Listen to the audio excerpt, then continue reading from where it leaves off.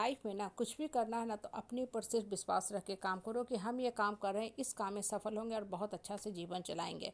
आप किसी भी ब्रांच की पढ़ाई करते हो सिर्फ अपने ऊपर विश्वास रखा करो। देखो होता क्या है ना कि आजकल का जो दौर है ना बहुत शो ऑफ का दौर है।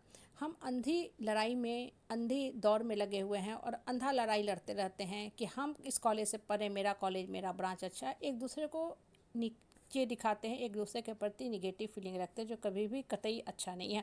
जब आप दूसरे को नीचा दिखाते हो ना, इसका मतलब जानते हो क्या होता है कि आपका फोकस अपने लाइफ के ऊपर नहीं है। इतना आपके पास समय है कि आप दूसरे को देख रहे हो, दूसरे का फीडबैक तैयार कर रहे हो। इन द मीन टाइम आपके अपने जीवन की जो गति है, दिशा है, वो नीचे की तरफ जा रही है, क्योंकि आपका फोकस अपने ऊपर से हट चुका है। आप सिर्फ और सिर्फ दूसरे की कमियां निकालोगे, फीडबैक तैयार करते रहोगे, कमेंट पास करते रहोगे, वो ऐसा, ये ऐसा, वो ब्रांच खराब, होगा क्या कि आप अच्छे ब्रांच में होते हुए भी ख़राब कर दोगे। बहुत बार होता है ना कि बच्चे बहुत सीना चौड़ा करके कहते हैं कि हम यहाँ से इस ब्रांच को लेके पढ़ाई किए हैं, टॉप कॉलेज में टॉप ब्रांच, और बच्चे वहाँ जाने के बाद क्या करते हैं, दिमाग भटक जाता है। जो पढ़ाई उनका मुख्य काम है, केंद्र बिंदु पढ़ाई होना चाहिए, वहाँ से विमुख हो जाते हैं और टॉप कॉलेज के टॉप ब्रांच पढ़ के भी उस लेवल पे सक्सेस नहीं मिल पाता है जिस लेवल पे उनको मिलना चाहिए। इनफैक्ट उससे नीचे के कॉलेज में नीचे का ब्रांच पढ़ने वाला लड़का, वो बेचारा को बढ़ना था, ठेस खाया, चोट खाया, ठोकर खाया, लोगों की बात को सह रहा है, सुन रहा है, लेकिन उसका टारगेट था हमको बढ़ना है, बढ़ना है। बहुत अच्छे कंपनी में बहुत अच्छा जॉब करा, बहुत सुखद लाइफ जी रहा। कहने का मतलब क्या है ना कि जीवन में सोच को सही रखो। जब सोच सही रखोगे तभी आपका जीवन में बरकत होगा। दूसरे की लाइफ में ताका झाकी करना छोड़ दो। और जो इंसान जिस ब्रांच को पढ़ा उसको अपने ऊपर कॉन्फिडेंट होना चाहिए कि हम इस ब्रांच को पढ़ के सफल होंगे। ब्रांच अच्छा खराब नहीं होता है। जब आप सफल हो जाते हो तो लोग आपको सर पे बैठा लेते हैं, जब आप असफल रहते हो तो वही लोग आपको पटक देते हैं कि टॉप कॉलेज का टॉप ब्रांच पढ़ के भी क्या किया, कुछ तो नहीं किया, इससे ज़्यादा अच्छा तो फलना बाबू का बेटा बेटी कर रहा है। कहने का मतलब क्या है ना कि लोगों को, बातों को साइड कर दो, इस साइड कर दो, और दूसरे के जीवन में ताका झाकी करना भी बंद कर दो। ये सोचो कि आज मुझे ये कॉलेज, ये ब्रांच मिला, इसमें क्या क्या ऑप्शन है, उस ऑप्शन में बढ़ने का कोशिश करो। और सबसे बड़ी बात, जब आप भीड़ के पार्ट बन जाते हो ना तो आपको बहुत कंपटीशन भी करना पड़ता है। मतलब क्रैक करने के लिए, पैकेज लेने के लिए, जॉब लेने के लिए बहुत संघर्ष है वहाँ।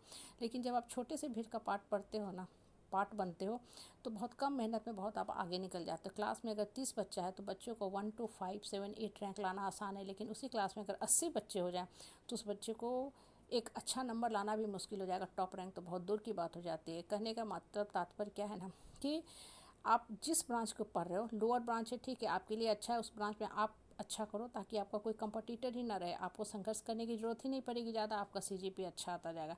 लेकिन अगर बैच में, ब्रांच में सारे टॉपर ही टॉपर बैठे हैं तो वहाँ टॉपर से टॉपर भिड़ता है, और वहाँ टॉप करने के बाद भी फिर से आपको कंपटीशन के भीड़ में लगना है। इसलिए हमेशा अपने विकास पे ध्यान दो। और लोगों का काम ही ये कहना, लोग आज कह रहे हैं कल कहेंगे, आगे भी कहते रहेंगे। लोगों की बातों को साइड कर दो। आज लोग आपकी तारीफ़ कर रहे हैं, कल जॉब नहीं होगा, यही लोग पटक देंगे।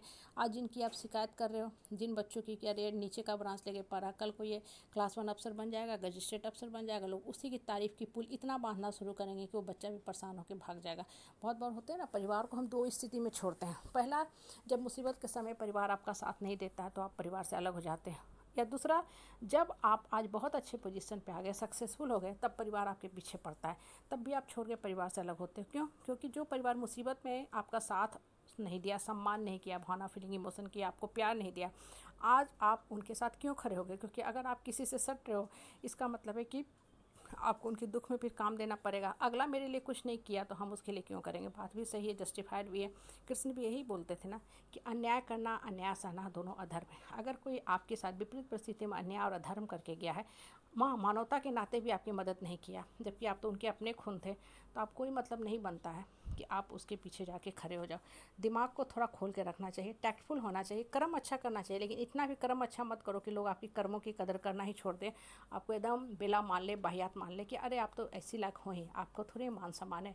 इसलिए एक समय के बाद ना, अच्छाई के बाद करने के बाद रुक जाना चाहिए। अच्छाई करते रहो, कर्म अच्छा करो, लेकिन कर्म अच्छा करने का मतलब ये थोड़ी कि निठल्लों का पेट पालते रहोगे कि आज आपका बेटा कमा रहा, पैसा लुटा दो। नहीं, आप उसके बच्चे को शिक्षा दो कि बेटा तुम भी पढ़ाई करो, तुम क्यों मोबाइल देख रहे हो? ठीक है, तुमको कम सैलरी का जॉब मिला, 12 लाख का मिला ना, इसके बाद आगे बढ़ने का कोशिश करो।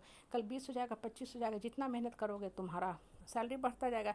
ये थोड़ी है कि उन बच्चा बेकार है तो आपको ठीक है बेटा ये लो मैं 1 लाख रुपया दे रही हूँ, तुम इससे खर्चा चलो, आप तो उसको निठल्ला बना रहे हो। बच्चा कम नंबर लाया, उसको मोटिवेट करो, बेटा 60 नंबर लाया, कोई बात नहीं, बहुत अच्छा, आगे मेहनत करो, 70 आ जाएगा, 75 आ जाएगा। कहने का मतलब क्या है कि मन को खोल करके सही सोच के साथ सही जीवन चलाया करो, तभी जीवन